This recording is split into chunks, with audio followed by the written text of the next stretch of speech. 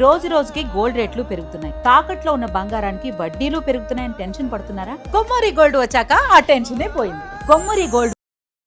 Hi sir, welcome to our channel. Present మనతో పాటు దాము బాలాజీ గారు సీనియర్ జర్నలిస్ట్ ఉన్నారు. వాటితో ఒకసారి మాట్లాడదాం. నమస్కారం సార్. నమస్తే.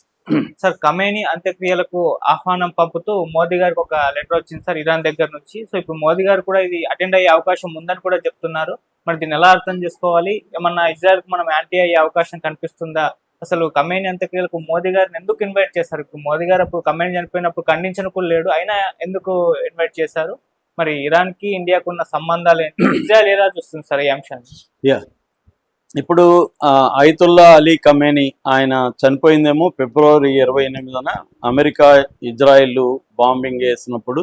అందులో దాదాపు 40 మంది వరకు Iran top leaders, top bureaucrats వీళ్ళందరూ చనిపోయారు. అందులో ఇరాన్కి సుప్రీం లీడర్గా ఉన్న అలీ ఖమేనీ కూడా చనిపోయాడు. వాళ్ళ కొడుకు కూడా ముస్తఫా ఖమేనీ కూడా సీరియస్గా గాయపడి ఉన్నాడు. బట్ ఆయనే గైడ్ చేస్తున్నాడు ఇప్పుడు మొత్తం. సో ఇప్పుడు మామూలుగా అయితే ఇరాన్ సంప్రదాయం ప్రకారం ఎవరైనా చనిపోతే చాలా త్వరగానే వితిన్ డేస్లోనే అంత్యక్రియలు చేసేస్తారు. కానీ ఇది యుద్ధ కాలం కాబట్టి వాళ్ళు చేయకుండా దాన్ని భద్రపరిచారు బాడీని. ఇప్పుడు 5th నుంచి స్టార్ట్ చేసి 9 వరకు మొత్తం 5 రోజుల పాటు దేశంలో వివిధ ప్లేసుల్లో ఆయన బాడీని పెట్టి సందర్శన కోసం ప్రజలు లక్షలాది మంది సందర్శిస్తారు. ఎందుకంటే ఆయన సుదీర్ఘకాలం ఇరాన్నే అభివృద్ధి చేయడంలో కానీ 89 నుంచి ఆయన సుప్రీం లీడర్గా ఉంటున్నాడు. సో సుదీర్ఘకాలం పనిచేయడం, అంతకుముందు కూడా ఇస్లామిక్ రెవల్యూషన్లో ఆయన ప్రధాన పాత్ర పోషించడం, వీటి వల్ల ఆయన మొత్తం ఇరాన్ ప్రజలకి ఒక దేవుడు లాంటి వాడని చెప్పచ్చు. సో పైగా ఆయన యుద్ధంలో చనిపోవడం కూడా ప్రజల్లో చిరస్థాయిగా ఆయన నిలిచిపోయాడు. అందుకోసం దాదాపు 5 రోజుల పాటు 15 నుంచి 5th నుంచి 9th వరకు చేస్తున్నారు. ఈ సందర్భంగా ఎవరు ఊహించిన విధంగా మోడీని పిలిచారు. మోడీని సాక్షాత్తు ఇరాన్ ప్రెసిడెంట్ మసౌద్ పెజెష్కియానే స్వయంగా ఆహ్వానించాడు రమ్మని. ఇప్పుడు మోడీ కూడా వెళ్తాడా లేదా అనేది ఇప్పుడు చర్చ జరుగుతుంది. మోడీ వెళ్ళే పరిస్థితి ఉందా లేదా, అసలు ఇరాన్కి ఇండియాకి మధ్య సంబంధాలు ఏంటి? ఇప్పుడు ఒకవేళ మోడీ వెళ్తే ఇజ్రాయెల్కి మనకి దూరం పెరిగే అవకాశం ఉందా? ఎందుకంటే ఇప్పుడు మనం తటస్థ వైఖరి అంటాం. ఒకప్పుడు ఏంటంటే రూల్ బేస్డ్ ఇంటర్నేషనల్ ఆర్డర్ ఉండేది. రూల్ బేస్డ్ ఉన్నప్పుడు వాల్యూ బేస్డ్ సంబంధాలు అంటారు. మనం కొన్ని విలువలతో కూడిన జియో పొలిటికల్ రిలేషన్షిప్స్ని మనం కొనసాగించేవాళ్ళం. అది నెహ్రూవియన్ పీరియడ్ నుంచి వస్తుంది. మొన్నటి వరకు వాజ్పేయి పీరియడ్ వరకు కూడా అదే, బీజేపీలో కూడా అదే కంటిన్యూ అయింది. అయితే తర్వాత ఇప్పుడు మోడీ వచ్చినాక అది మారింది. ప్రపంచవ్యాప్తంగా కూడా మారిన కండిషన్లో మోడీ ప్రభుత్వం కూడా ఇంటర్నేషనల్ రిలేషన్షిప్స్లో మార్పు వచ్చింది. వాల్యూ బేస్డ్ లేకపోతే విలువల ఆధారిత సంబంధాలు స్థానంలో నీడ్ ఆధారిత అవసరాలు, నీడ్ ఆధారిత సంబంధాలే మనకు ప్రధానంగా వచ్చాయి. అందుకని ఇప్పుడు అన్ని కంట్రీస్లో కూడా అమెరికా ఫస్ట్, లేకపోతే యూరప్ ఫస్ట్, ఇరాన్ ఫస్ట్, అలాగా ఇండియా ఫస్ట్. ఇండియాకి ఏది ఉపయోగం అన్న యాంగిల్లోనే మనం ఇప్పుడు అందరితో సంబంధాలు పెట్టుకుంటున్నాం. అందుకనే ఒక పక్క పాలస్తీనా ప్రజలకు మందులు మిగతావి హెల్ప్ చేశాము. అదే టైంలో పాలస్తీనా ప్రజలను ఓచకోత కోసి 70,000 మందికి పైగా చంపిన ఇజ్రాయెల్తోనూ స్నేహం చేస్తున్నాం.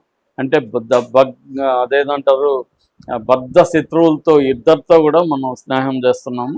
సరే, ఇది మంచి చెడ్డ అనేది పక్కన పెడితే ఇప్పుడున్న పరిస్థితుల్లో మోడీ ప్రభుత్వం అయితే అలాంటి ఒక సంబంధాలని కంటిన్యూ చేస్తుంది. సో అయితే ఇరాన్తో మనకి 1950s నుంచి కూడా సంబంధాలు డెవలప్ అయినాయి, డిప్లొమాటిక్ రిలేషన్షిప్స్.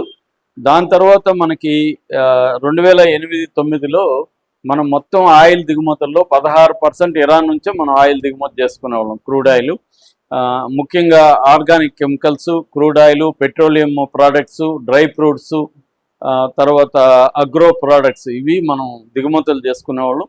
అలాగే మన దేశం నుంచి ఎగుమతులు కూడా ఇరాన్కు ఉండేవి. ముఖ్యంగా బాస్మతి కానీ ఇతర రైస్ వెరైటీలను మనం సప్లై చేసేవాళ్ళం.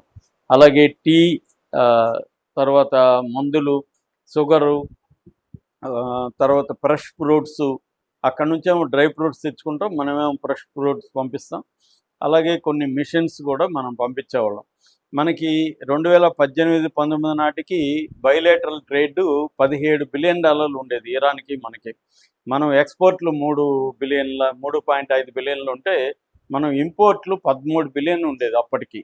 ఎప్పుడు 18-19కి. అయితే అమెరికా 18లో ఇరాన్తో చేసుకున్న, అంతకుముందు ఒబామా చేసుకున్న ఒప్పందాన్ని రద్దు చేసి ట్రంప్ మొదటి పీరియడ్లో ఇరాన్ మీద ఆంక్షలు పెట్టారు.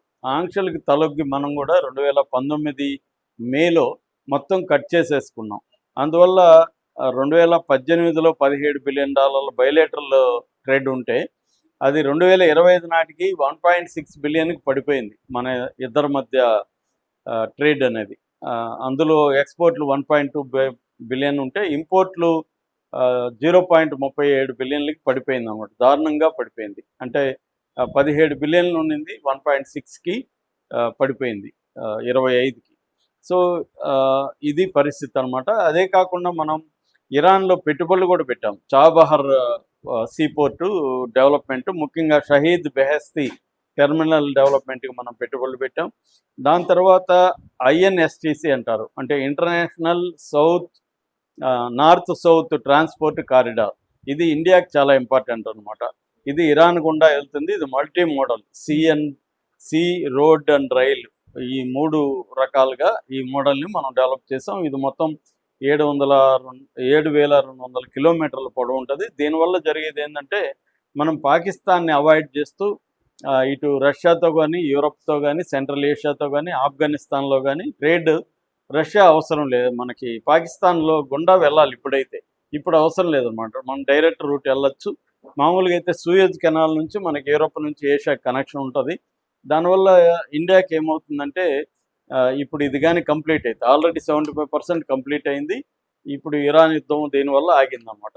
ఇది కానీ కంప్లీట్ అయితే ఏమవుతుందంటే ఇండియాకి 2 రకాల ప్రయోజనాలు ఉన్నాయి. ఒకటి, నెంబర్ ఆఫ్ మన ట్రాన్సిట్ ట్రేడ్ వెళ్ళే రూటు నెంబర్ ఆఫ్ డేస్ తగ్గిపోతుంది. ఫర్ ఎగ్జాంపుల్, ముంబై నుంచి రష్యాలో ఉండే సెయింట్ పీటర్స్బర్గ్కి సూయజ్ కెనాల్ ద్వారా 30 నుంచి 45 రోజులు వెళ్ళాలి.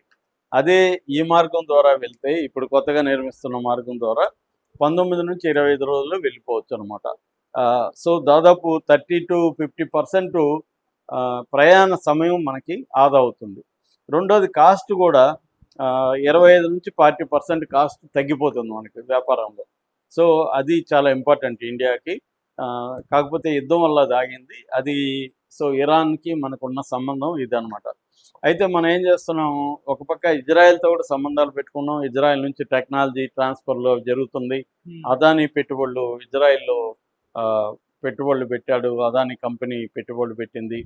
సో ఇలాగా ఇండియాకి ఇజ్రాయెల్కి మధ్య కూడా సంబంధాలు, ఈ ఇరాన్ వార్ స్టార్ట్ కాకముందు కూడా 2 రోజుల ముందు కూడా మోడీ అక్కడికి వెళ్ళొచ్చాడు.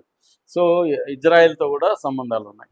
అయితే ఖమేనీని చంపినప్పుడు మోడీ కనీసం ఖండించడం కానీ, ఒక సంతాపం కానీ తెలియజేయలేదు మోడీ ప్రభుత్వం. అందువల్ల ఖమేనీ అంత్యక్రియలకి పిలుస్తుందని ఎవరు అనుకోలేదు. కాకపోతే ఇరాన్కి కూడా ఇప్పుడు అవసరం ఉంది, ఇండియా అవసరం ఉంది. ఇరాన్కి కూడా ఆంక్షలు తొలగాయి కాబట్టి ఇండియాకి ఆయిల్ సప్లై కానీ, ఇండియాకి ఇతర ఇది చేయాలి. అట్లాగే ఇండియా ఇందాక చెప్పినట్టుగా ఈ 2 ప్రాజెక్టులో ఇండియా అవసరం ఇరాన్కి కూడా ఉంది. అందువల్ల ఇరాన్ కూడా నీడ్ బేస్డ్, వాల్యూ బేస్డ్ కంటే, ఒక పక్క పాకిస్తాన్కి కూడా పెజెష్కిన్ వెళ్ళాడు, పాకిస్తాన్తో మంచి సంబంధాలు పెట్టుకుంటున్నారు. అట్ ద సేమ్ ఇండియాతో కూడా ఫ్రెండ్లీగా ఉన్నాడు. ఇవాళ ప్రపంచం అంతా కూడా నీడ్ బేస్డ్ సంబంధాలు ఉంటాయి తప్ప ఐడియాలజికల్ బేస్డ్, వాల్యూ బేస్డ్ సంబంధాలు అనేవి తగ్గిపోయినాయి. ఎందుకంటే నీడ్ అనేది, ఆ దేశాల ప్రయోజనం అనేది ఫస్ట్ ప్రయారిటీగా మారిపోయింది. అందుకనే ఇరాన్ కూడా మోడీని ఆహ్వానించింది. అయితే మోడీ ఇరాన్కి ఇప్పుడు ఉన్న పరిస్థితిలో వెళ్తాడని అయితే నేను అనుకోవట్లేదు. ఎందుకంటే అది రాంగ్ సిగ్నల్ తెలియజేసే అవకాశం ఉంది. కాబట్టి ఇప్పుడు ఈ కండిషన్లో మోడీ వెళ్ళకపోవచ్చు. మోడీ బదులుగా ఎవరినైనా ప్రతినిధులను అయితే పంపించే అవకాశం ఉంది. ఎందుకంటే మనం బంగ్లాదేశ్, మనకి సంబంధాలు బాగలేకపోయినా బంగ్లాదేశ్కి కూడా మనం వెళ్తున్నాం, మన డిప్లొమాటిక్ రిలేషన్షిప్స్ ఉన్నాయి. అలాగా పక్కనున్న ఇరాన్తో కూడా మన సంబంధాలు కంటిన్యూ చేయాల్సిన అవసరం మనకు కూడా ఉంది. సో కాబట్టి మోడీ వెళ్ళకపోయినా వేరే వాళ్ళని పంపించే అవకాశం అయితే ఉంది. Thank you so much.